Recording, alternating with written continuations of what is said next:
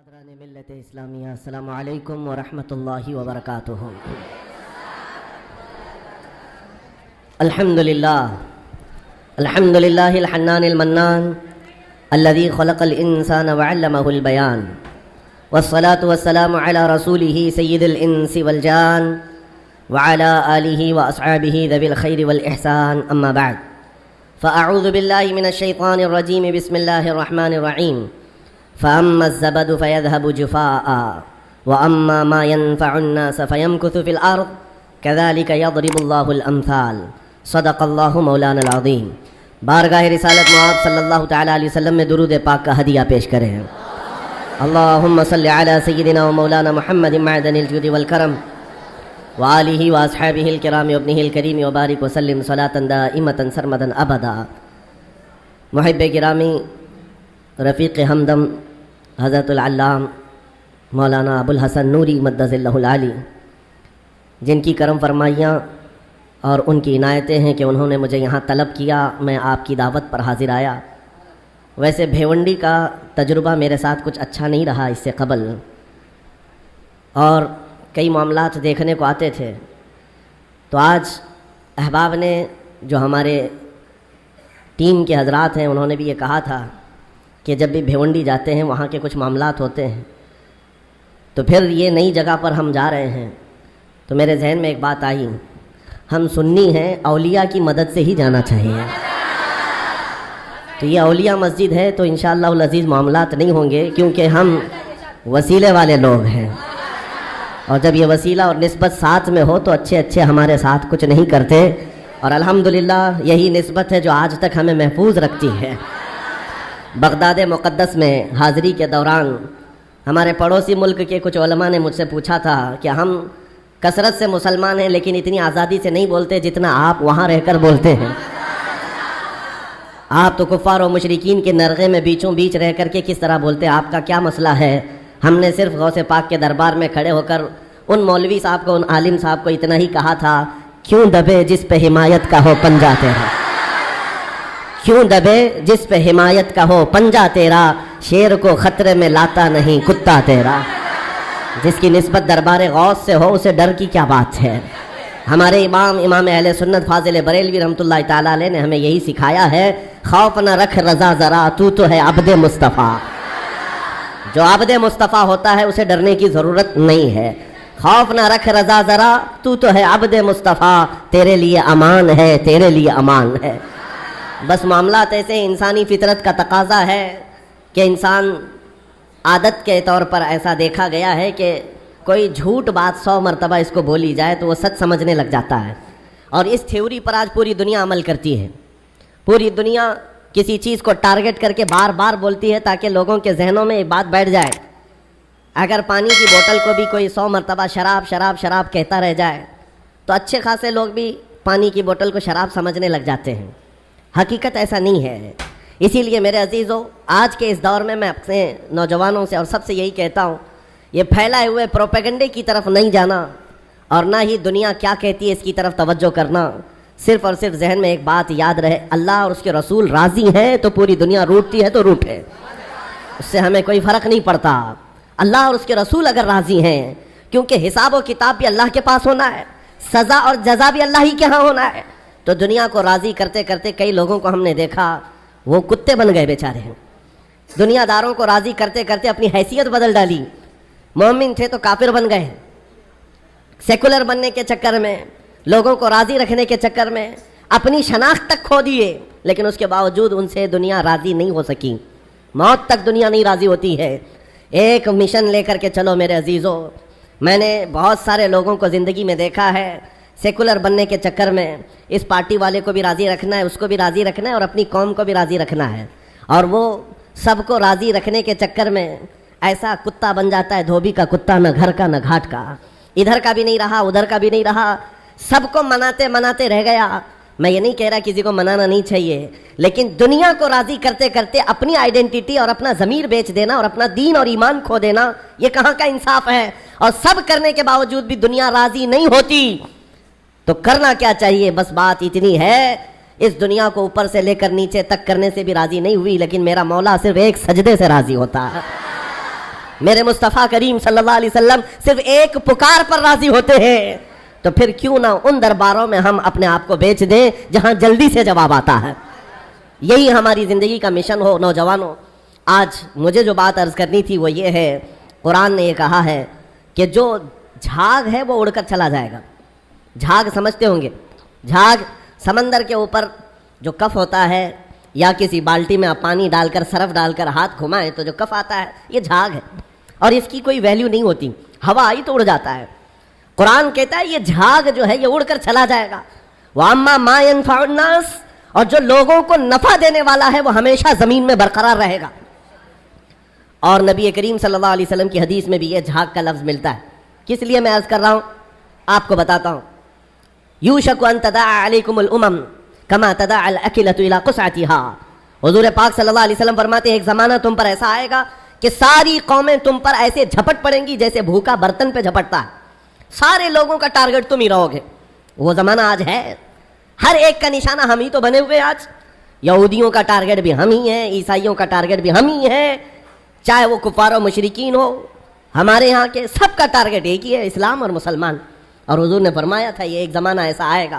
تو صحابہ نے پوچھا تھا اس وقت، یومئذ نحن من قلۃ یا رسول اللہ، اے اللہ کے رسول کیا اس زمانے میں ہماری تعداد بہت کم ہوگی؟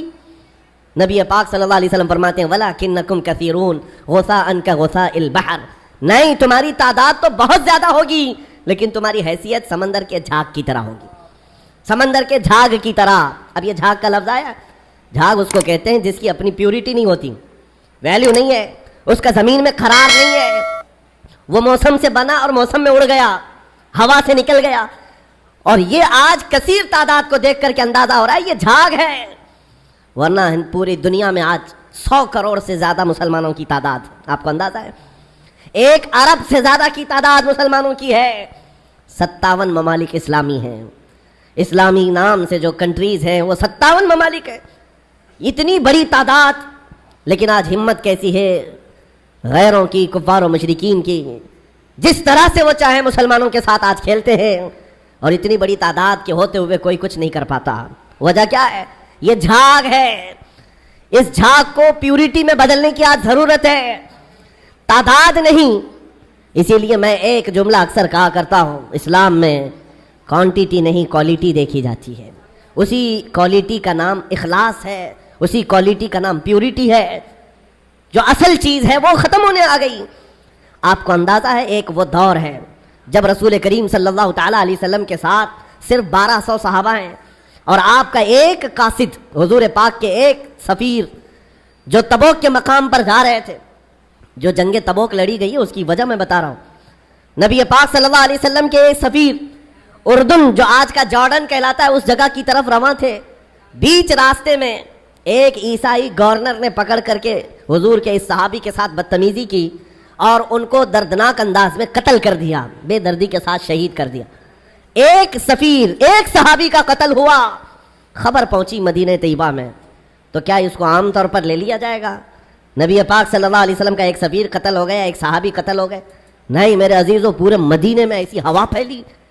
دوسری صبح تھی، سارے مدینے کے ہر گھر سے نوجوان، ہر گھر سے سب باہر آئے اور نبی پاک صلی اللہ علیہ وسلم کے سامنے صفے لگا کر کھڑے ہیں۔ آقا اجازت عطا فرمائے، آپ کے ترجمان اور آپ کے سفیر کے ساتھ جس نے کیا ہے، ہم اس کے پورے ملک کو الٹ کر کے آ سکتے ہیں، اس کی سلطنت کو ختم کر کے آ سکتے ہیں۔ نبی پاک صلی اللہ تعالیٰ علیہ وسلم نے صحابہ کی صفیں لگائی اور اجازت دیا، خود بھی چل کر کے گئے۔ آپ تاریخ پڑھ کر کے دیکھنا جنگ تبوک کی وجہ کیا تھی۔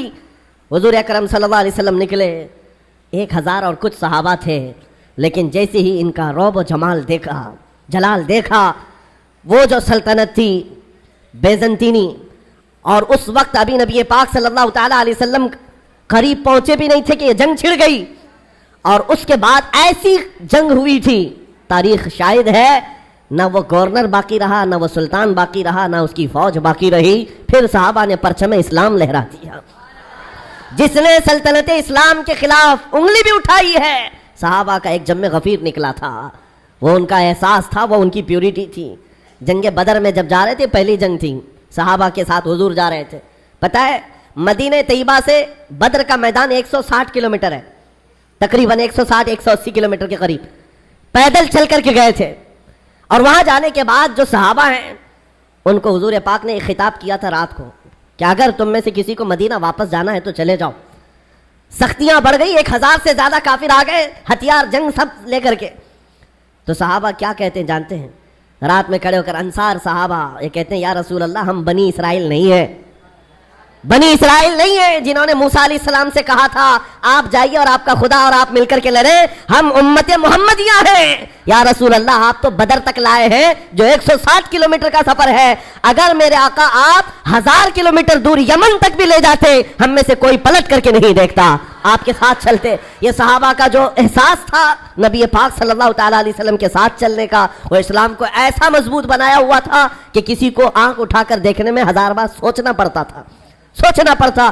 ڈیفنس جو مضبوط ہوتا ہے وہ ہمارے اتحاد سے اور ہمارے احساس سے, تعداد سے نہیں, تعداد سے نہیں. آج بھی بہت سارے لوگوں کے پاس تعداد ہے لیکن وہ تعداد معنی نہیں رکھتی.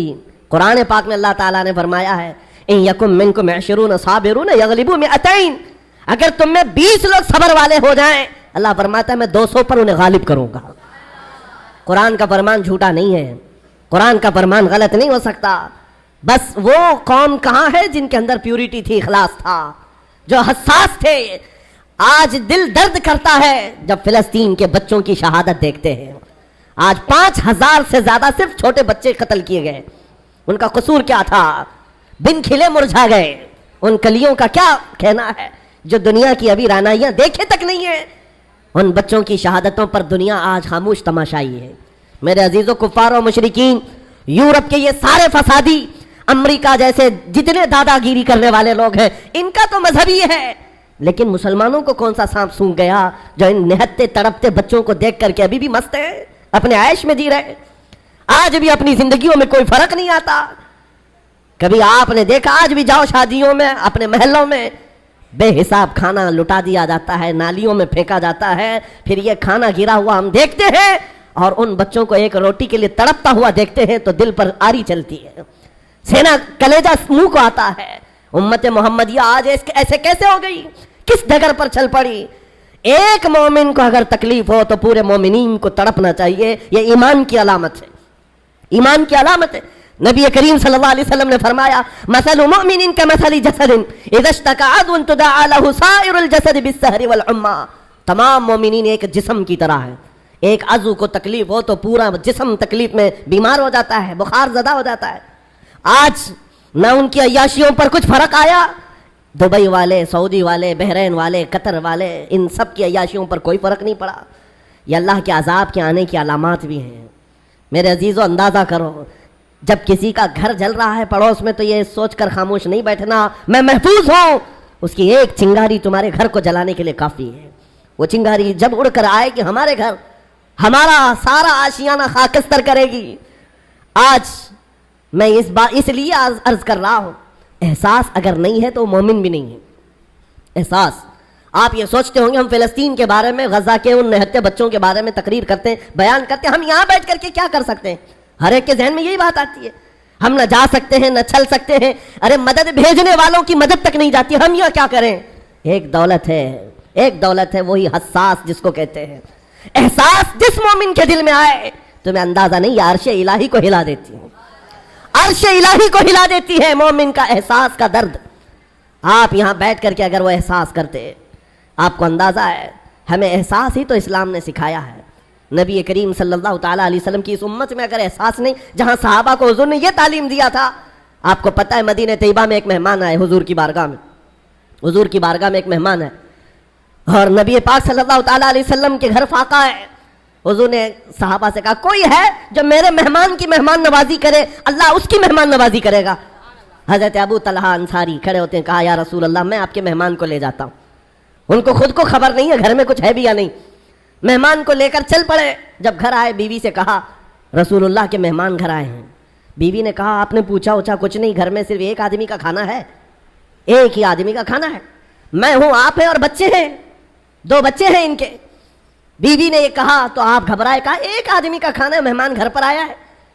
اور خاتون بھی کیسی ہے, صحابیہ ہے, کہتی ہیں گھبرائیے مت, اللہ کے رسول کے مہمان آئے, میں بچوں کو تھپک کر کے سلا دوں گی, میں سلا دوں گی, آج کی رات وہ نہیں کھائیں گے, رسول اللہ کے مہمان گھر پر ہیں.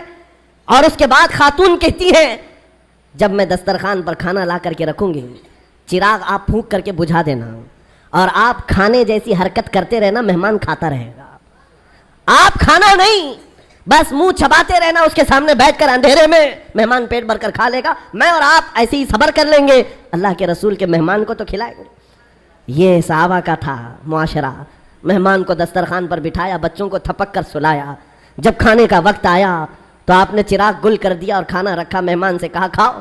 مہمان نے کہا آپ بھی کھائیے, کہا ہم بھی کھا رہے ہیں, اور خالی سوکھا منہ چباتے رہ گئے. اور مہمان اس اندازے میں کہ سب کھا رہے ہیں, پیٹ بھر کر کھانا کھا لیا اور سویا.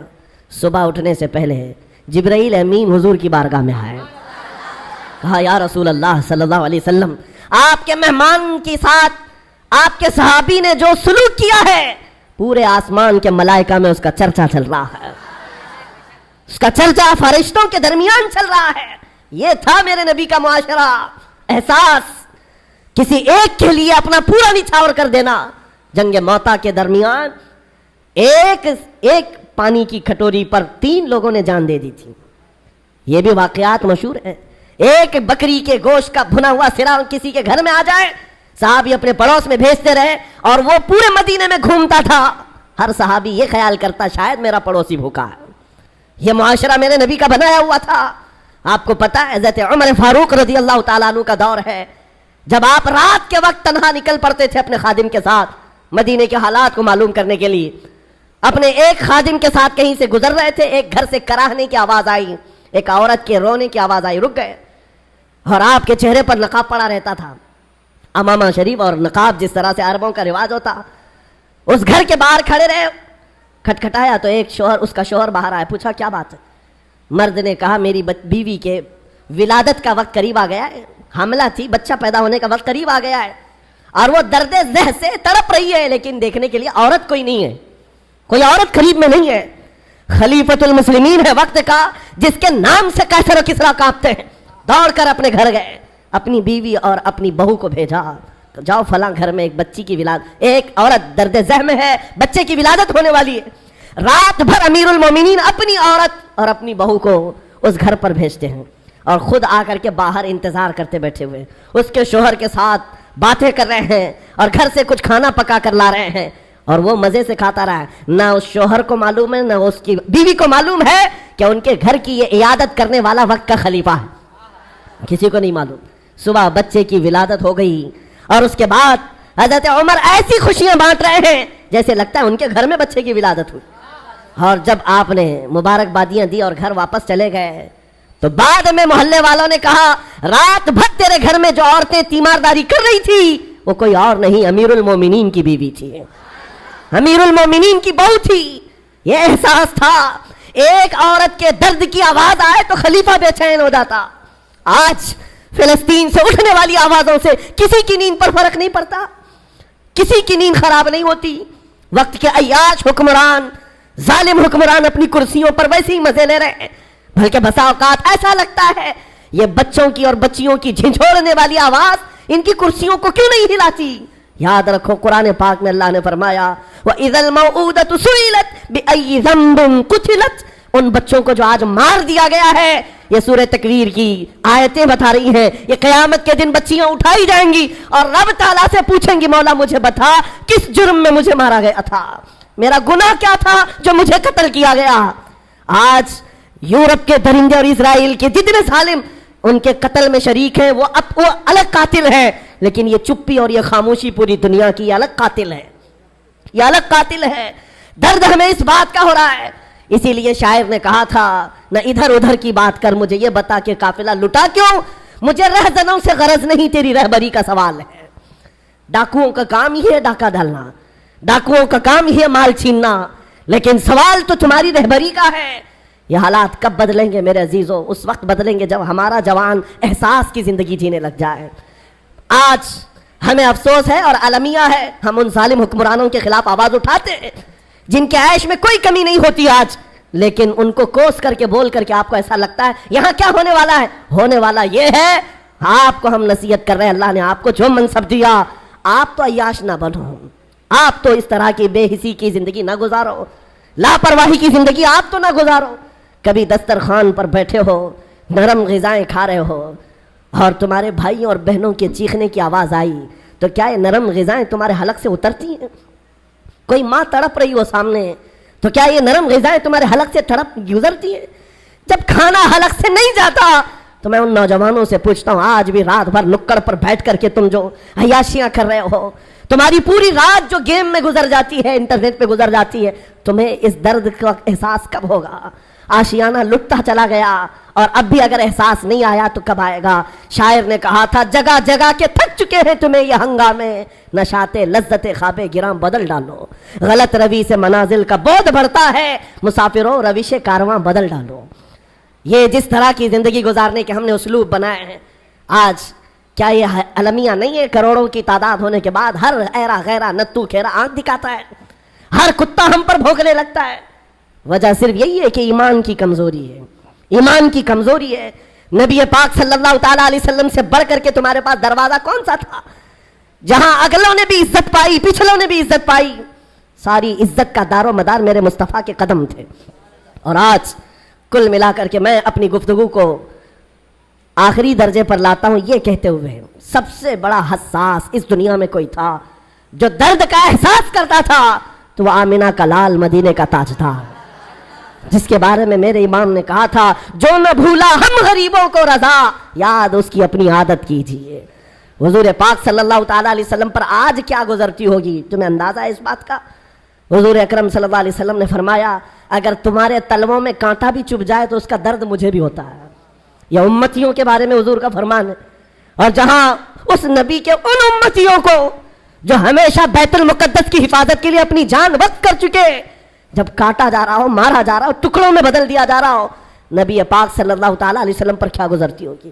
آپ یہ سوچتے ہوں گے مدد کیوں نہیں آتی؟ مدد آئے گی، لیکن یہ امتحان کی گھڑی ہے، پوری دنیا کو دیکھا جا رہا ہے اس میں کتنے پیورٹی والے ہیں، اخلاص والے کتنے ہیں اور کتنے صرف تماشا دیکھنے والے ہیں، یہ بھی دیکھا جائے گا۔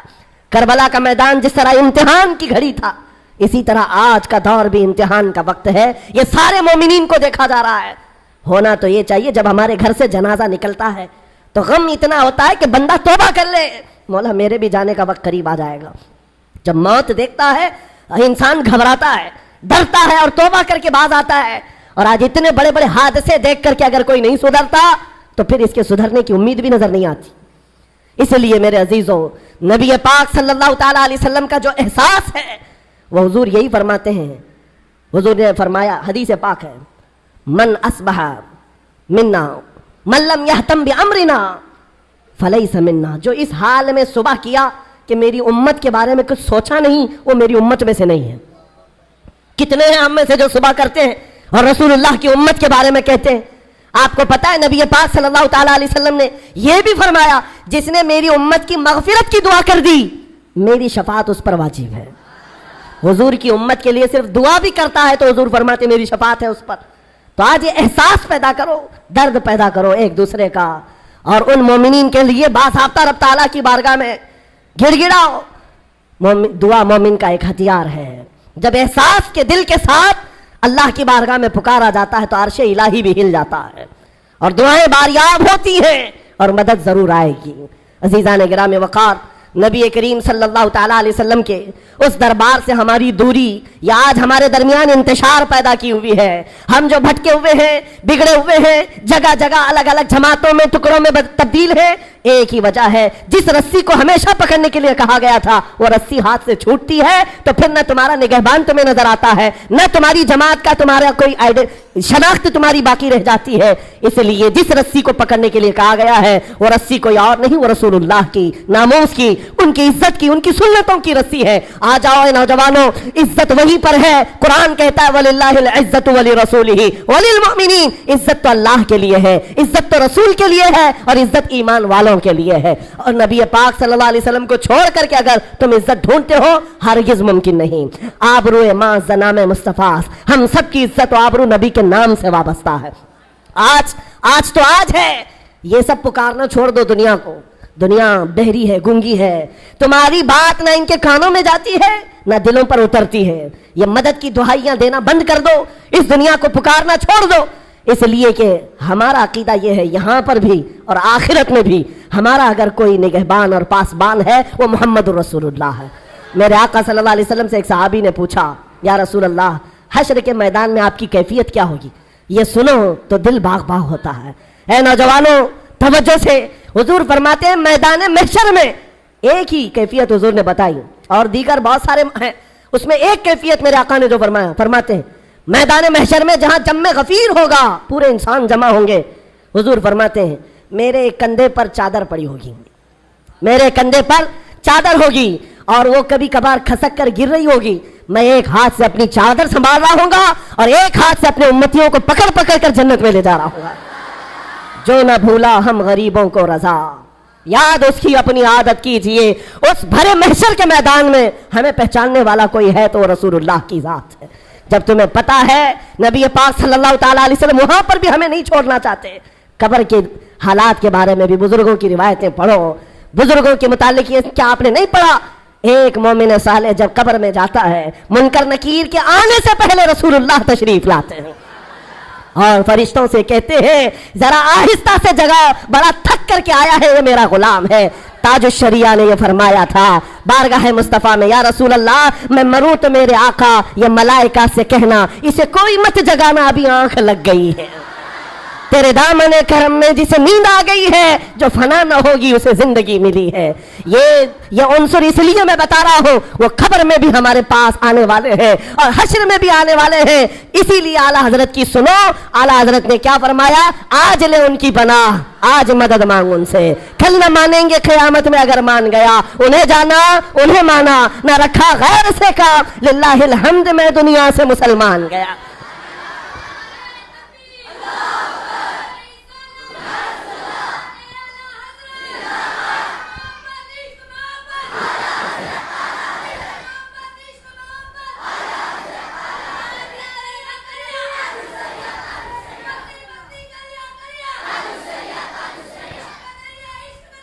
ایک بات سمجھ کر کے چلیں، جو محبت ہمیں ہر خوف سے آزاد کرتی ہے، ہر خوف سے آزاد کرا دیتی ہے، وہ محبت میرے مصطفیٰ کی ہے۔ آج ہم وہی لے کر کے چلتے ہیں، آگے چلیں پیچھے چلیں، ادھر جائیں ادھر جائیں، ہزاروں کے مجمع میں ہم بھی چلتے ہیں تنہا، کفار و مشرکین کے نرغے میں بھی ہو، خوف اس بات کا نہیں آتا کہ یہ ادھر سے گردن ماریں گے ادھر سے ماریں گے، اس بات کا ڈر نہیں ہے، اس لیے کہ نبی پاک کا دامن ساتھ میں ہے، جس جگہ بھی زندگی کی شام ہو جائے، ارے ہم تو کفن ساتھ لے کر چلتے ہیں، ہمارا تو عہد یہ ہے زندگی تو یوں بھی کسی دن ختم ہونا ہی ہے، آج یا کل کسی بستر پر پاؤں رگڑ کر مرنے سے تو اچھا ہے نبی کا نام لے کر کے دنیا سے چلے جائے۔ عشق گر جرم ہے تو پھانسی کی سزا دو مجھ کو، عشق گر جرم ہے پھانسی کی سزا دو مجھ کو، در محبوب پہ لیکن یہ سزا دی جائے۔ عاشق رسول کی طلب یہی ہے، آپ سب سے میں یہی کہتا ہوں، خوف نکالو، ڈر نکالو، اس نبی پاک سے محبت کرنا جرم ہے، ہم کروڑ بار یہ جرم کرنے کو تیار ہیں، ان کا نام لینا دنیا کے نزدیک آتنکوادی ہے تو ہم ایسے آتنکواد ہونے پر فخر بھی کرتے ہیں، یہ کوئی ڈر کی بات نہیں ہے۔ نبی پاک کی محبت کا اعلان کرنا، ان کے دامن کو تھامے رکھنا تمہاری نظروں میں جرم ہے، ہم اس کو نہیں مانتے، اس جرم کو ہم کروڑ بار کرنے کو تیار ہیں۔ عزیزان گرامی وقار، یہ جذبہ لے کر کے چلو جو سیدنا عمر فاروق نے کہا تھا، حضور نے ان سے پوچھا تھا عمر جب قبر میں دو فرشتے آئیں گے، کالے چہرے والے نیلی آنکھوں والے، اور وہ اٹھائیں گے مردے کو اور سوال کریں گے، اس وقت تم کیا کرو گے؟ عمر فاروق نے کیا کہا تھا؟ پوچھا یا رسول اللہ جب وہ فرشتے قبر میں آئیں گے میری موت کے بعد، صرف سوال یہ ہے آقا آج جو میں آپ سے محبت کرتا ہوں کیا یہ محبت اس وقت بھی باقی رہے گی؟ نبی پاک نے فرمایا عمر یہ دوسروں کی محبت ہے جو موت کے ساتھ ختم ہوتی ہے، مجھ سے جو محبت کرتا ہے وہ حشر تک باقی رہے گی۔ تب جواب کیا ہے؟ سنو جواب کیا ہے۔ حضرت عمر مجلس سے اٹھ گئے، کہا یا رسول اللہ اب جو منکر نکیر فرشتے آنے والے ہیں وہ میرے اوپر چھوڑ دے، میں خود نپٹ لوں گا۔ جب نبی پاک کی محبت ساتھ ہے تو پھر ڈر کس بات کا ہے، خوف کس بات کا ہے؟ اسی لیے آج اس میں کمزوری آئے تو بندہ ڈر کے جینے لگ جاتا ہے، سہم کر کے جینے لگتا ہے، لوگ ٹوپیاں چھپا رہے ہیں، داڑھیاں منڈا رہے ہیں کامن بننے کے چکر میں، پھر بھی دنیا تمہیں جانتی ہے اس نبی کے نام پر۔ اسی لیے اگر ان کے غلام ہونے پر تمہیں کوئی اعتراض نہیں ہے، کھل کر کے غلامی کرو، کھل کر کے غلامی کرو میرے نبی پاک۔ اس لیے کہ میں بار بار ایک جملہ کہتا ہوں، آج دنیا کو چوٹی رکھنے میں شرم نہیں آتی تو ہمیں داڑھی رکھنے میں کیوں شرم آ؟ کیوں شرمائے؟ ارے لوگ ننگے گھومنے پر فخر کر رہے ہیں، ہم نبی کی سنتوں پر فخر کریں، حضور پاک کی سنتوں پر فخر کرے۔ بس میرا یہ جملہ ہے، آج اس بات کو سمجھ کر کے چلو، قوت عشق سے ہر پست کو بالا کر دو، دہر میں نام محمد سے اجالا کر دو، کی محمد سے وفا تو نے تو ہم تیرے ہیں، یہ جہاں چیز ہے کیا لاح قلم تیرے ہیں۔ وآخر دعوانا